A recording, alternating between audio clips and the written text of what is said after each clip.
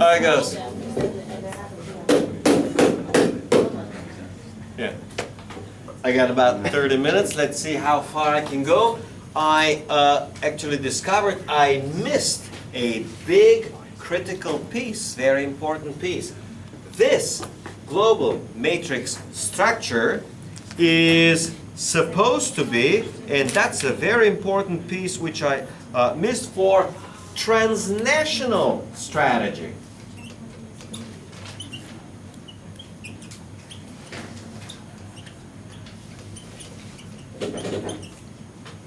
So, I already covered localization strategy. Remember, we had 4 main strategies. Localization strategy, the worldwide area structure is suitable for it. Then you got the global standardization strategy and the international strategy, and then you have the transnational strategy. And this explains why the global matrix structure is so difficult. The transnational strategy, if you remember from 2 lectures ago, or a lecture ago, last lecture, was the most difficult. It was the most challenging. It imposed the worst, meaning the hardest competitive environment, okay? And as a result, the standard structures don't work. You need to approach it with a global matrix structure. So 6 and 7 are the structures appropriate for transnational strategy. So one way to think about it is, which of these structures fits which strategy?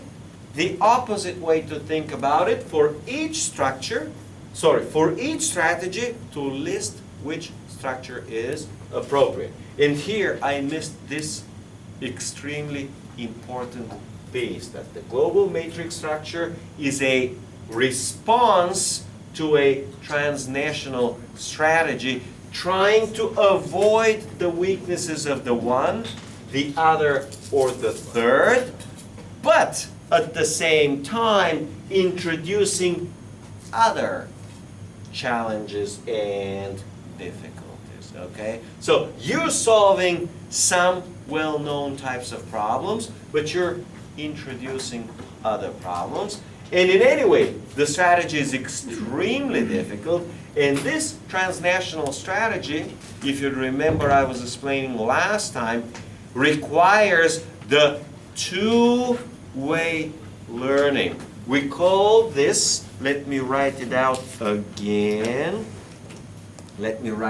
again. We call this global learning.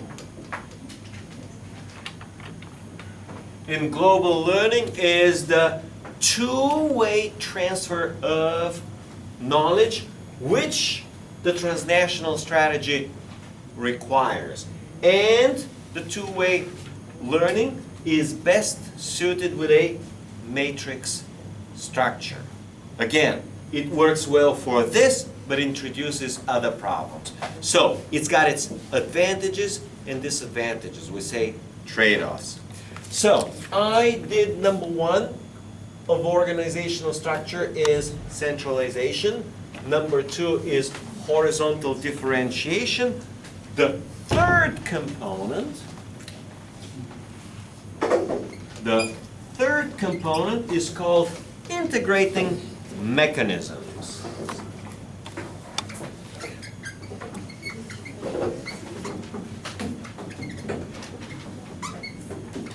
Integrating mechanisms. What's the question? The question? It's just because you have so many numbers. Yeah. So I got this is section number 1. I'll circle it over here, is centralization and decentralization. Then section number 2 is this horizontal differentiation. And then 3 becomes this. So this is what makes the chapter long and difficult, because this is fairly big. This is, of course, the biggest and the most difficult part. And then this is the third part. And this is still section number 2, okay? Which is part of the organizational architecture, okay? Only this section 2 is huge and difficult and fairly challenging. And we still got a lot more sections to go. So integrating mechanism is known, or you think, as coordination. It's fairly simple. I discussed it early on. You got business units, whether they are by products, by area, by function, doesn't matter. You need to coordinate between those business units. Coordination is necessary. And now we can say that for first, we got international strategy. International strategy. The requirement for coordination is fairly low. Next one is, you don't need much for any coordination, just do exports, fairly straightforward. Next one is, let's see, global, let's make sure, localization strategy.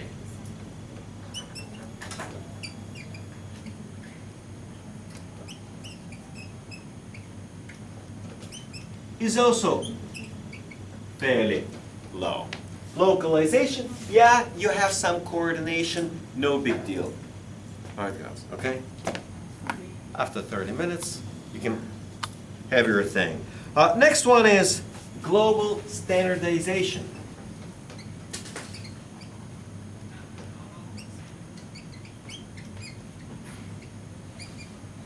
Is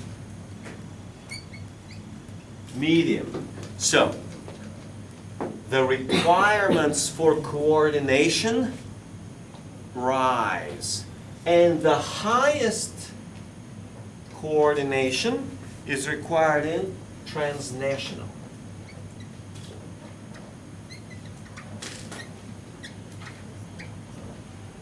Transnational strategy is very high requirement for coordination.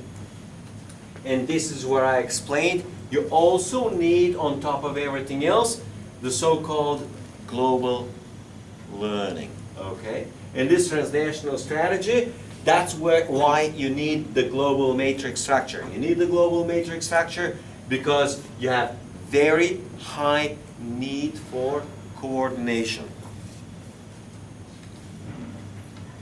So, in general, as a practice, doesn't matter what's the strategy, you have problems or difficulties, challenges.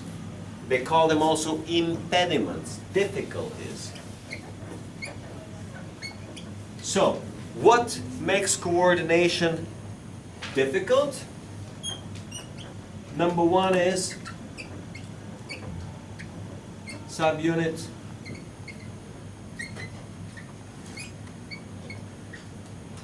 orientations.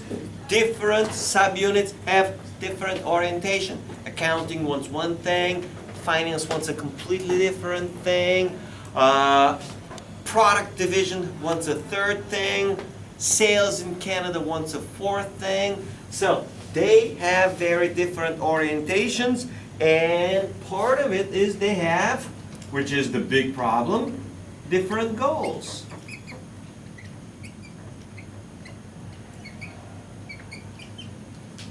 Different divisions or different units or different departments will have different goals.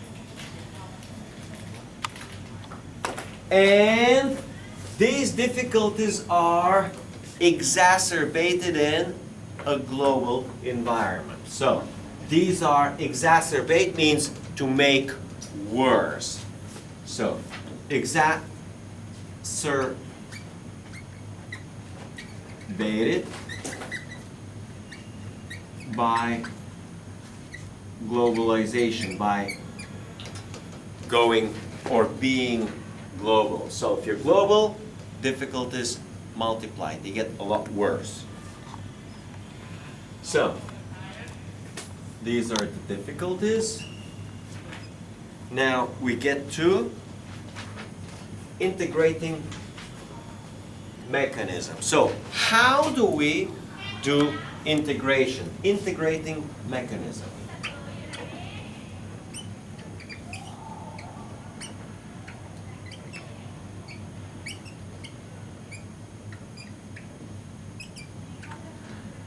And now I can delete the dual responsibility and hierarchy and delete the slow part over here. And we go with integrating mechanisms.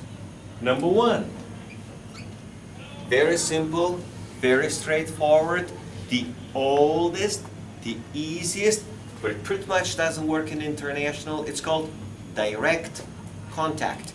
You talk to the person, you go and see him, or you have a lunch with him. Direct contact.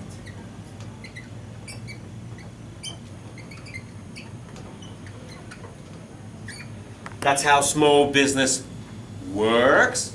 It works well for medium-sized businesses. For large and for MNCs, for multinational corporations, pretty much doesn't work because one guy's in Canada, the other guy's in Hong Kong. All right? They don't have much of a direct contact. And they got a 12-hour difference between Hong Kong, or let's say the Philippines and the USA. And when the one guy is sleeping, the other guy is awake, and then the other way around, okay? So direct contact works, but not always. Next one is called liaison. Liaison roles. Let's make sure, zone.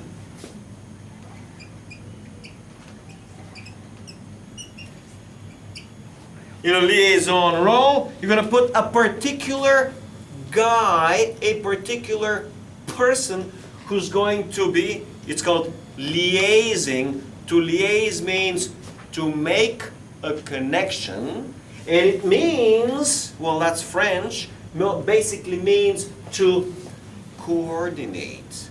So you're going to put a special person who will be responsible for coordination. Your job is to coordinate between this and this, or between this and that, okay? So you're going to have a person who's going to do coordination from different departments. So it's going to be from different departments or different areas or different products, someone who's going to coordinate it. Number 3 is teams. You're going to form a team from different products or a team from different divisions, okay? Or team from different areas or team from different functions. When I was working at Sterling Commerce, when, come on guys, the two of you back there, all right? You know, vacation starts in about 15 minutes, okay? 15 more minutes, try to survive. So, when I was working at Sterling Commerce, when they, meaning management, made teams, they always said, we want to have a person from accounting, we want to have a person from management, we want to have a person from sales, we got a person from support, we got a person from whatever. So they usually have from each function a team. We call these cross-functional teams, okay? Where you got a member from each function, it's called cross-functional team. Or you have a team from different areas or different sales regions, okay? Or we have a team from different products, okay?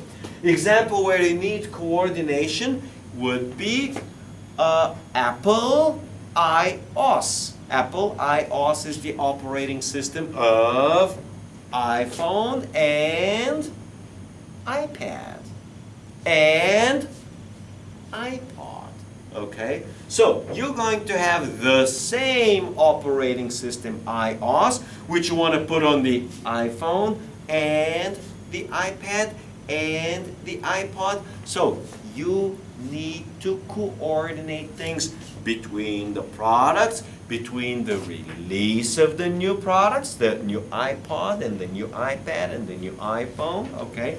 You will need a team, and in this case, it's going to be a cross-product team.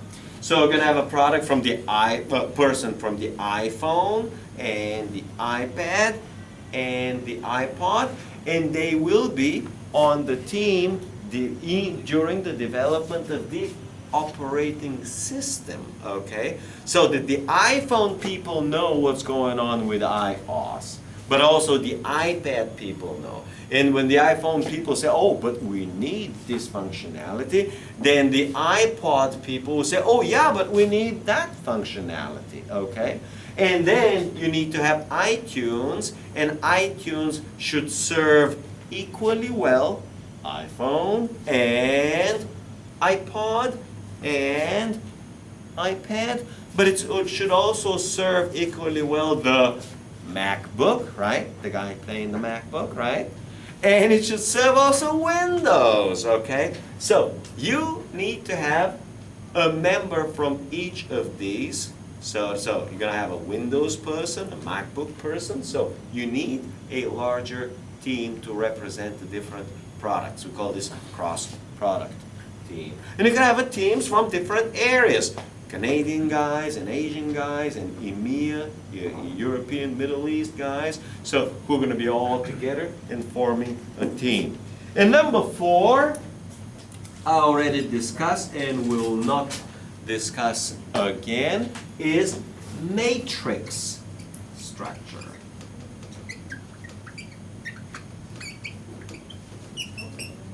Matrix structure is the best, the most sophisticated, but at the same time the hardest to do and the most common to fail. Most people are not capable of running in a typical matrix. We also call it dual structure. Okay, they're not prepared to do that, or they don't have the mentality, they don't have the culture to do that.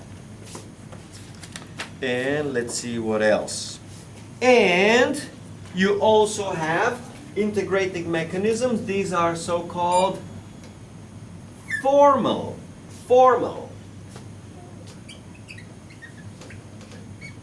Now you got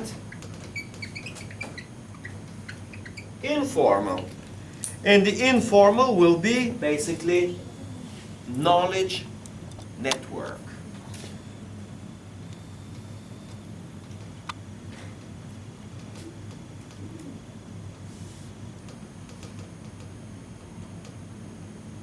So let's see what's knowledge network. It is a network for transmitting information and knowledge within the organization, which is not based on formal organizational structure, but is based on informal contacts between managers and employees. So managers will know each other, they'll communicate, employees will know each other and communicate, and that's how you build a knowledge network. So usually I was working in the sales department, and sales had a lot of development in the MIS, Management Information Systems, and they would have a person from the IT department who would be responsible, and here's the key word, also coordinating. He's going to be coordinating with our sales department, but we became with him friends, and we're going to have lunch quite often, so we form an informal network where, you know, hey, whatever it is, we're good friends and we help each other, we're doing whatever we do. So knowledge network is based on informal relationships and friendships. Knowledge network gets the job done during lunchtime, okay? That's why business lunches are consider it very important because during the business lunch you're going to be working together with other people and you're going to get to learn a lot of things and you're going to get to tell them a lot of things. I have a question. The second point, Liaison. Is it, you mean contact with them? Yes, liaison is the same as contact person, the same as coordinator. Liaison. Connecting. Yes, is someone who connect. To liaise means to connect. To connect, to contact. Meaning just open After the A is a comma E. Lias. Not coming up? Okay, we'll open Oxford Dictionary night. I think there's I. There's I again? Yeah. Okay, well, that's what Oxford is for. Liaison. No. So lia, what? I, and then what happens? Liai. My dictionary say after the A comma E. A. Okay, L. L-I-A-I, liaise, yes, yes, to cooperate. Okay, let's do this. Lia, maybe you have a British English, an American English. So let's write it out. Liaise. L-I-A-I-S-E. Pronounced as to liaise, means to cooperate. Cooperate on a matter of mutual concern. So, we're both concerned about something, okay, we have common interest, common concern. So, the key word is cooperate. So, liaison become cooperators or cooperation. Okay, liaise. Let's see what else. Liaison. Yes. Liaison, number one, communication or cooperation, which facilitates a close working relationship between people or organizations. So, communication or cooperation. That's what liaison means. So let's write it out. Communication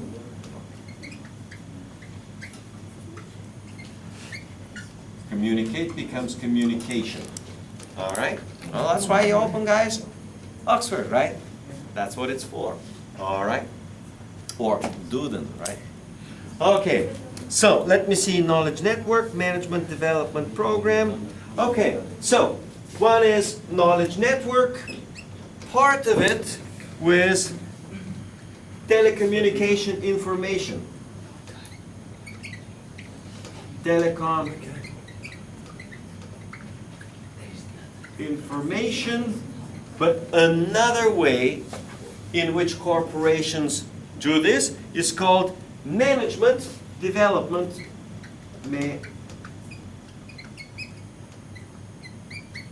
Management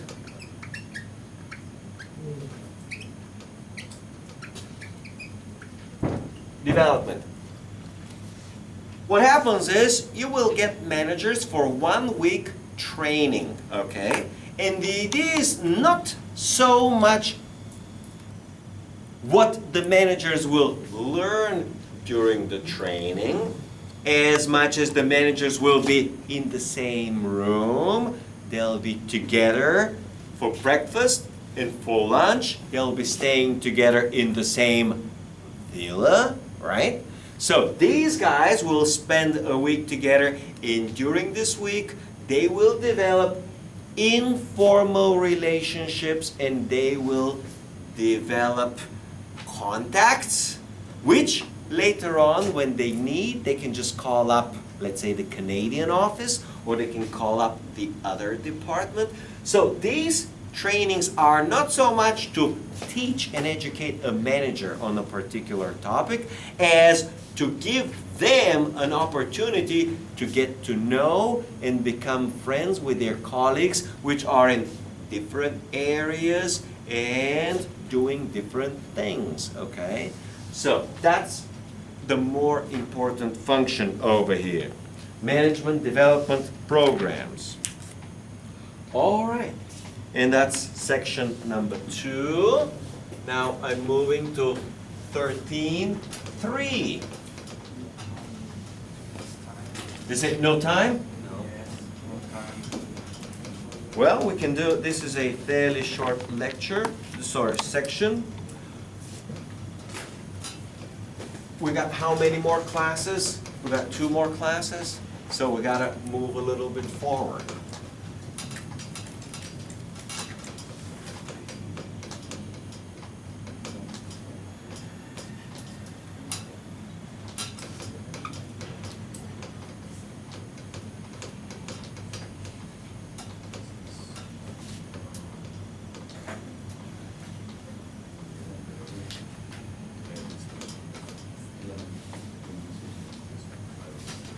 All right. Section 3, control systems.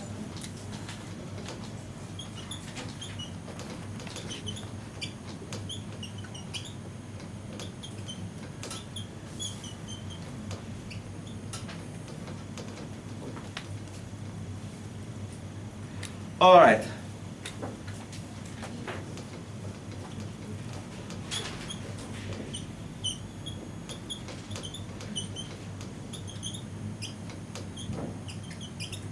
Types of control. The first main type of control is similar to the integrating mechanism, which is direct contact, becomes personal control. Number 1, personal control.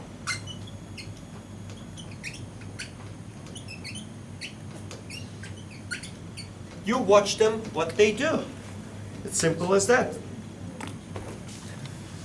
It is known as, yeah, let me write it in red, direct supervision.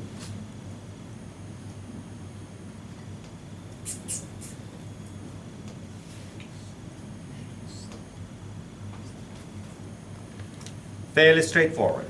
Number 2, bureaucratic controls.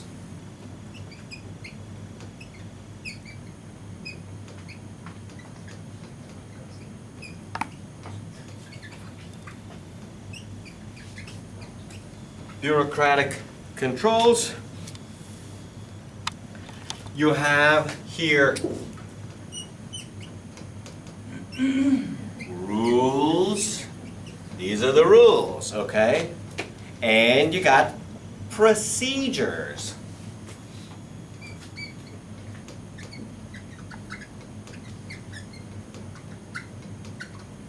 Can you write a little bit bigger, please? Okay, I will. Could you sit a little bit closer? Maybe. Maybe. Yeah, for 5 more minutes it ain't worth moving, right? No. So, procedures. I want to get me a 5-day holiday because I'm going to be going to Penang, right? So, I need to get a 5-day holiday. Well, what's the procedure? I want to have 5 days off. Do I give it to my boss or do I give it to HR? Or do I write a request and then have approval by my boss, then approval by the dean, then take the form to HR? You see, they will tell me what is the procedure. If you want to get the day off, you have to go through step 1, step 2, step 3, okay? What the procedures are. And the third one is called budget. In other words, the main control is money, spending. You give them so much money and that's it. The money is limited. We call it budget. And budget, if you remember, is a plan on the type of revenue, how much money you're going to get, and how you're going to spend that money. So, budget is a major means of control, and it's a bureaucratic type of control. And there is a one special, they call it capital spending rules. It can fall under the category of rules, or it can fall under the category of a budget. These are rules on how you can make capital expenditures, who will approve, and all the other things, okay? So how you do your, it's called capital budget, capital budget. And these are the rules on how you can spend your capital budget. Number 3, let me try bigger for Nora. Output controls.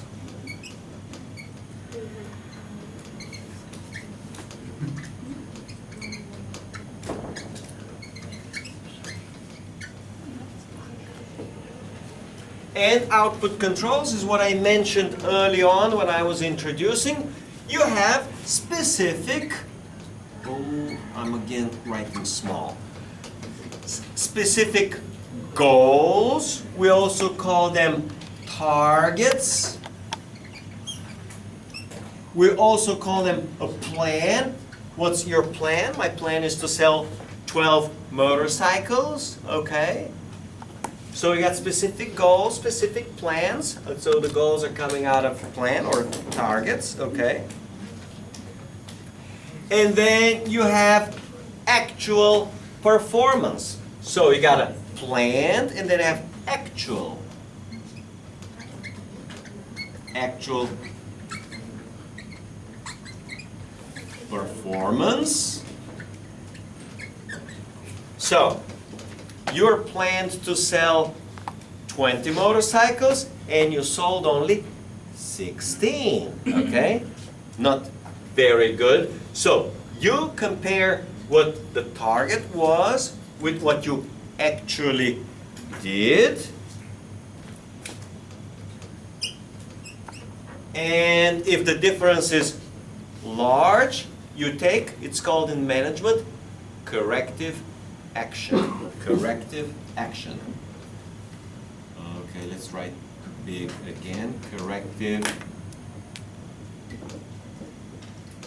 action.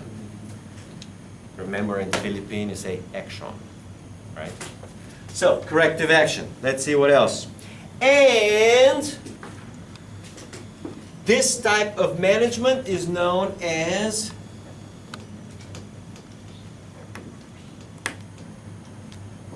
management by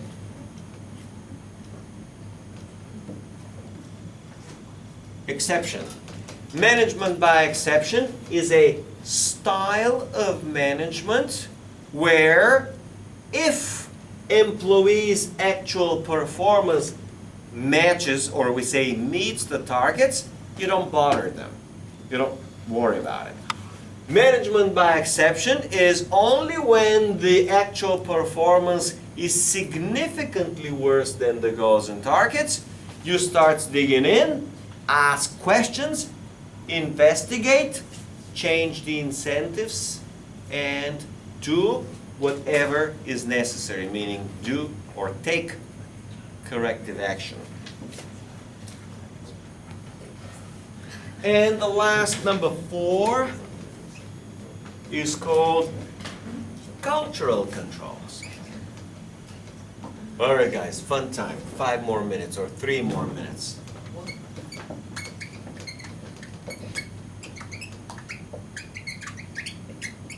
Cultural controls. And these are, well, when employees buy into the values of the business, they buy into the norms, and they effectively self-control themselves or self-control each other.